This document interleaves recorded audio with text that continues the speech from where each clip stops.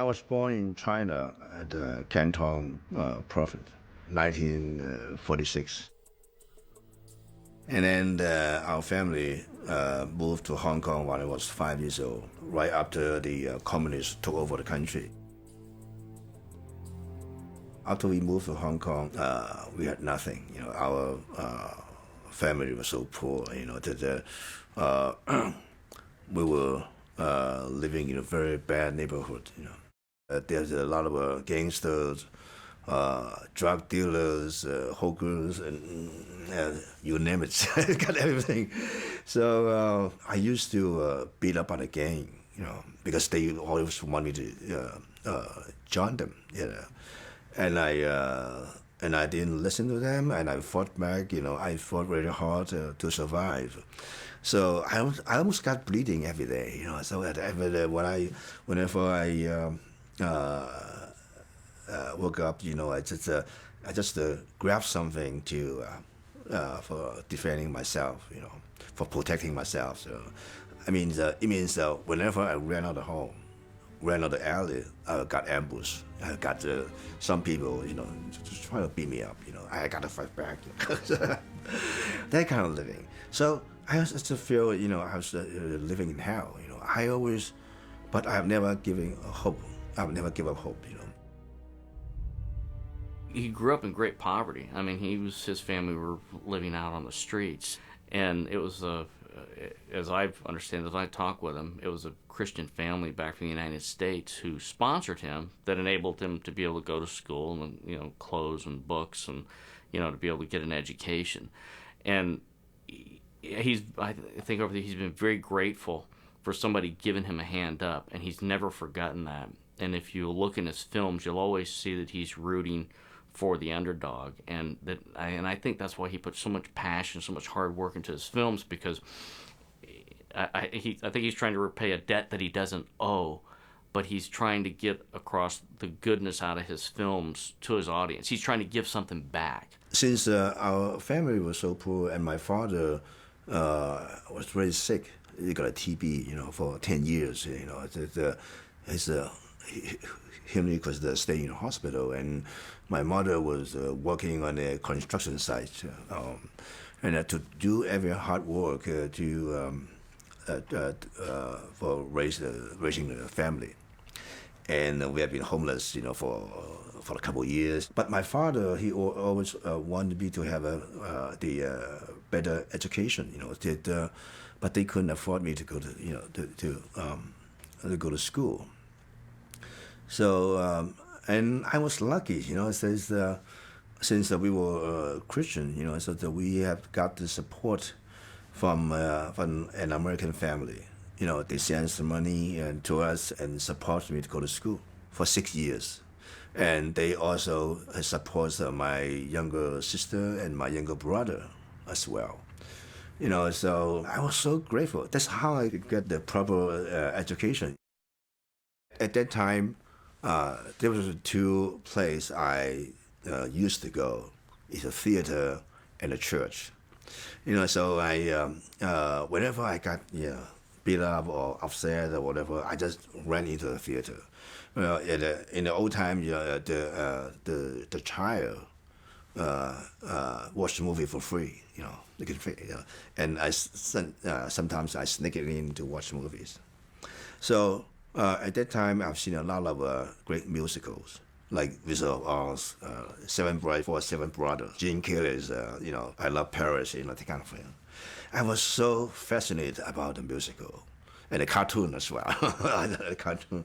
So, and in all those musicals, I have found the beauty of human being, the beauty of life.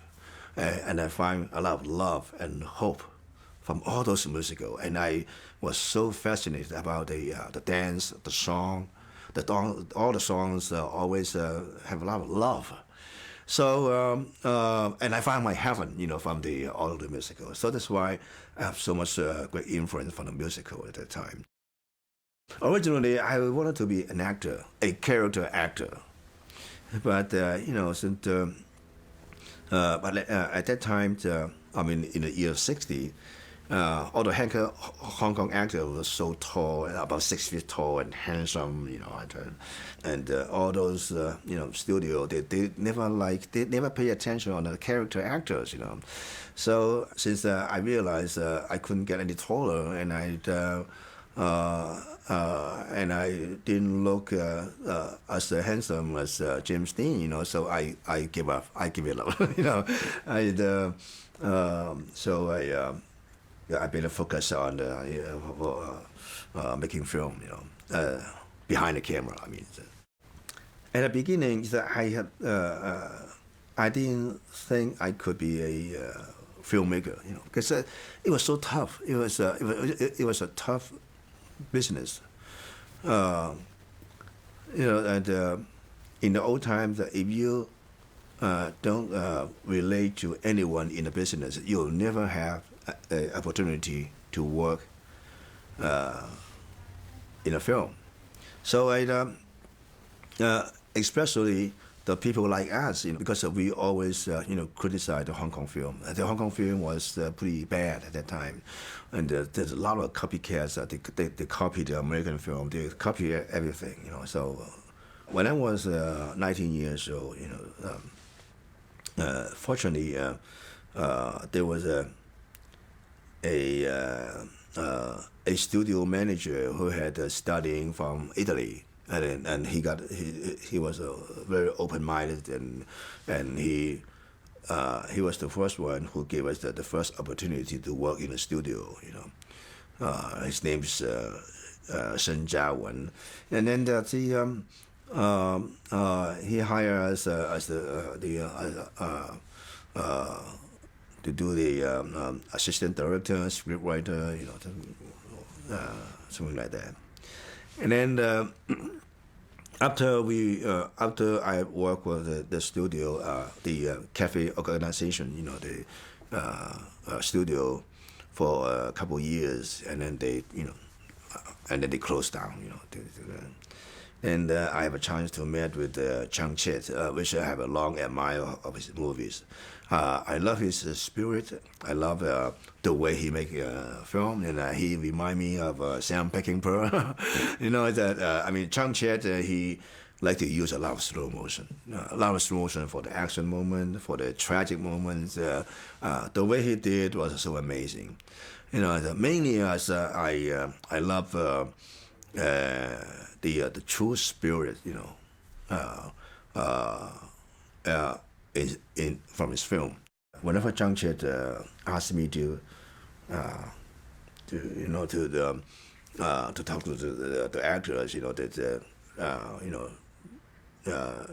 tell them, how to do the shot, do the scene, that I used to, show to the actor the meaning of the shot, and the performance.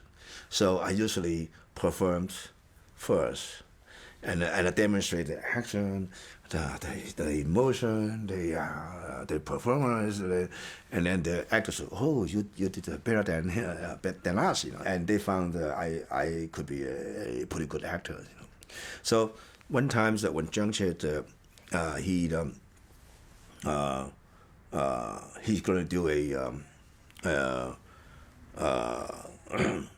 and he gonna do a movie, and he need a third main character, third main cast, for the film, and that's the character was a bad guy, something like that, and then the actor David Chung, and T Long, they were highly recommend me to do the part.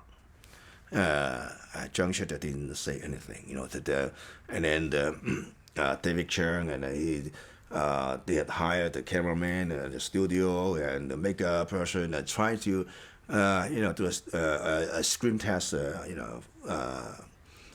with me, and then and try to convince Chang Chet, to say that John Woo could is good for the part. After they hire everybody and we ready to shoot, and all of a sudden Zhang Chet stopped, and they didn't let them do it. And David Chung, David Chung was a huge star at the time. David Chung said, "Why? John is such a great actor. He's right for the part. Just try him. And then Chung just say to him, John Woo better stay behind the camera. He gonna be a good director." I was so shocked, I said because at that time we could never figure out we could be a film maker or a director. It was so hard for us. And at that time, the people have to work, start from script supervisor and worked up to 15 to 20 years, and then he got promoted to assistant director. And then you work as assistant director for up to 15 to 20 years, and then you got promoted to be a director. So I at that time I just wanted to be a good editor or a cinema photographer. That was it. I have never had any ambitions to be a film director. But John said, because since could see what I couldn't see, because I couldn't see my future, I couldn't see, what I should do. But John just said, John will be a good director. So that gave me a lot of confidence. It really opened my mind. It's really opened. He opened the path. He built a path for me, and and then after I worked for him for a couple of years, and I had to leave because and then I have got a support from a friend to make my first film. My first impression on John was he was very dedicated to his craft. He would be very demanding. He was extremely well prepared. He back then he didn't work with a shot list or storyboards or anything like that. But it's all in his head, and so he would always be one step ahead of everybody else. He would know what the next shot will be. All the setups and people can't keep up with him. When John wanted to make a film about a killer, everybody said, there are no killers in Hong Kong. It's, how can you make a film about a hired killer? But he went and made it anyway. For only $2 million, he made that film. And nobody had expected it to be so successful, especially in the West. That was a surprise for everyone. But after that one, John wanted to make a more personal film, which was Bullet in the Head. And the first part of the story was really based on his own life story when he was growing up in the slums. And this is one of my favorite John Woo films because it feels, the characters feel true to me. The movie was, I must say that it was a totally a loss because the movie didn't work for the Chinese audience. The people just didn't like it because the movie was so heavy, and they were too strong for them. That film cost a lot of money, considering it doesn't have Chow Yun-fat in it and Jackie Chan, so it cost like $4 million to make, and John was the producer himself. I said, I apologize, for losing so much money, said, I'm so sorry about the movie didn't work, And the boss said one thing to me, said, John, don't worry, money is nothing, this is the great movie you have ever made. This is the best, this is your best movie. I was so moved, I said, I've never worked with a boss like that, Is 40 million Hong Kong dollars. Don't worry about that. So that made me feel I should make, going back to make some more commercial movie for the boss. She's so nice to me, Then keep comfort me and see how much he liked the movie. So that's why I going back to make one comedy with Chow Yun-fat called What's a Thief. And then after that, I tried to make a police story, Since I love, Dirty Harry so much, I just wanted to make a Hong Kong Dirty Harry. Of course, when he was making Hard Boiled, he was very conscious of the fact that he's being courted by Hollywood, and he wanted to make a film to show people that, okay, this is my passport to Hollywood. He's very conscious of that, and so he tried to make the film as commercial as possible. The one thing I realized from watching those films is that John uses the camera as a character in the film. And his use of slow motion, the way he takes the characters and spins them against the plot, was really a unique way of storytelling. Everybody says my kind of action pretty much like a ballet dance. Of course, I got a lot of inspiration from the musical. I made my action sequence look pretty much like a musical. That's I admit that because I did learn so much from the musical, but I also learned so much from Chung Chit. The way he shot all those action shots and the way he worked with the stunt coordinator, even though it was a martial arts, fighting, and all those movement and the body movement also looked pretty much like a dance. So, and actually, my kind of action was a mix. It's a mix of the musical. It's a musical mix with the martial arts fighting skill. I blended both together. The other exciting thing about working with John is when you actually get on the set in the battlefield and you're blowing up 280 bombs going off, things like that, and then you realize the sun's going down, and you go, "Okay, John, we're getting to the end of the day. We've still got all this stuff to do. We don't have time to do it all." And he always has a plan B and a plan C. And I think this comes from his work having edited like 28 films, is he always knows how he can get the story across and tell it succinctly in a minimum number of shots and not sacrifice his vision of what the scene is about. So always a couple hours before sunset, I said, I know we were planning on doing that 14 camera shot, but well, he says, I know, steady cam, watch this. And then he'll arrange this little ballet with the actors that, in a lot of ways, I think, turns out better than what our initial plan was. Making films is the same everywhere. You work with a DP and AD, and it's the same everywhere, except that it's a much bigger crew than what we used to. And for me, it's my first American film. It was fun, to be on a set and learn. But for John, it's might prove to be a little bit tougher because aside from the language problem, he got to deal with different sensibility. After all, it's two different culture, and in directing actors and telling the way that he tells a story. With for instance, he used a lot of slow motion and camera movement, and people did not expect to see that in an action film. John Woo is in complete command of his vision and his visuals. He will take a scene, like in Mission Impossible 2. There's a flamingo dance or something like this, and he'll turn it into a little ballet, into a moment that transcends what's going on. Another director might just pass through the flamingo dance and go into the scene. And John Woo, like Sam Peckinpah, which you can see a lot of the influences, will take motion, slow motion, fast motion, take close-ups, and edit everything together for intensity and energy and beauty. And it's just stunning.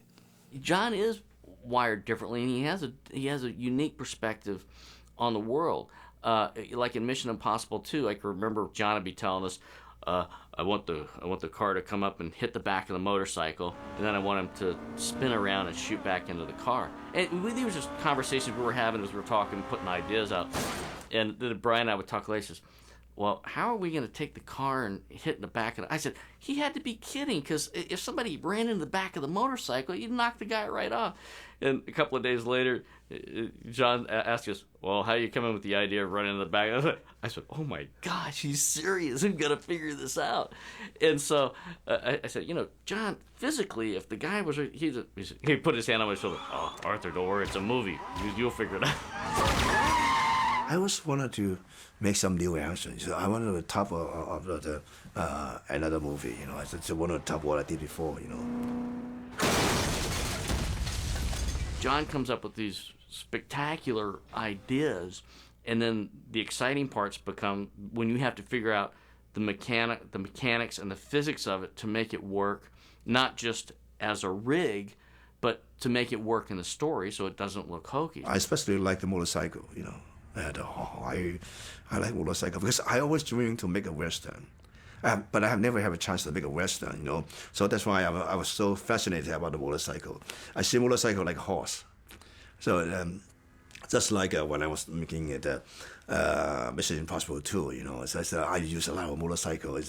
I just feel like I was making a Western, So all those shots, all those motorcycle driving, it looked pretty much like a horse. It's tremendously fun working with John because he's not just a great filmmaker with a great vision. He's a great person. He's a great human being, and he has great empathy for the crew, how they work.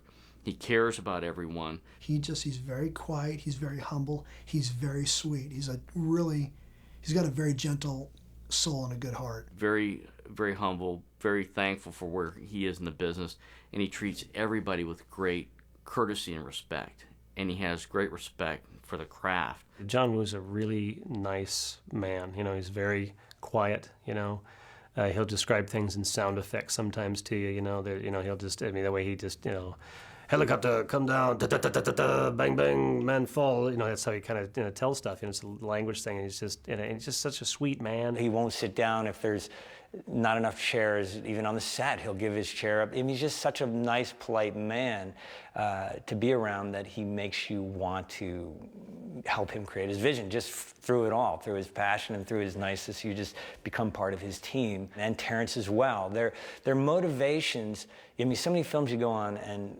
people are motivated for so many different reasons. Whatever it is, there's a lot of different things with a lot of different people. And with John, it's so apparent that that's not what it is. It's about making a film as good as he can make it, and I think that draws the best out of people. In Hong Kong, I was that serious about everything. I've never smiled. I've never smiled. The crew either call me the blackface guard or headmaster. So because I only focus on the film. It could barely have any laugh on the set. So when I came over here, I learned from the people. The people here got a great sense of humor, and so that's why they can create a very good relationship to each other, and people really care about each other, and sometimes making jokes. Sometimes that's what I learned, so that made me feel very, very relaxed, So I've learned a lot of good humor from the crew. It's like any relationship, first you run into problems. There were times when I told him not to blow up the building. He got mad at me, won't talk to me for 4 days, and stuff like that happened. But gradually, I think we learn how to look after each other. Sometimes when he's not very sometimes not very expressive about his thoughts, but I would know what he was thinking about, like how he's going to shoot this setup and so forth. And he's very, very demanding. He's no less demanding on me because we are friends, but because I respect his artistry, so I would do anything I can to help him, make his movies. Listen, when you go to a film with John, it's going to be really hard work, but you're going to have a great time doing it. When we were doing Mission Impossible 2 and we were in Australia for 9 to 11 months, however long it was a long time. The one thing a lot of people don't know about John is he's a master chef. He is a great cook. John doesn't have a lot of hobbies. Eating and cooking are his biggest ones. I think it's cooking is very meditative for him. He would think, he won't talk to anyone. He would spend hours, cutting and dicing food. For 6 hours, sometimes even 8 hours when I'm preparing the meal for the cook. And I take, a lot of time for, preparing things. So that's the only moment I could forget about the movie, forget about the work. I just only concentrate to make a good meal, and make me so much relaxed. And my daughter's very understanding. She plays the music, for me, and I try to make it more relaxed. So I'm a family man, so I love family and I love cooking, just like a Scorsese did, just like a Coppola did.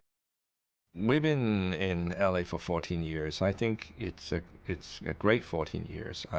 We we like the films that we made, and I think John's a lot happier because he spent more time with his wife and his kids, and and it's I have no regrets of coming over here. Still learning. I mean, I'm not trying to be humble because I do love learning. I like to learn from everybody. I'm not only learning from Scorsese, and I only can learn from uh, anyone. Whenever I watch a film, I always learn something.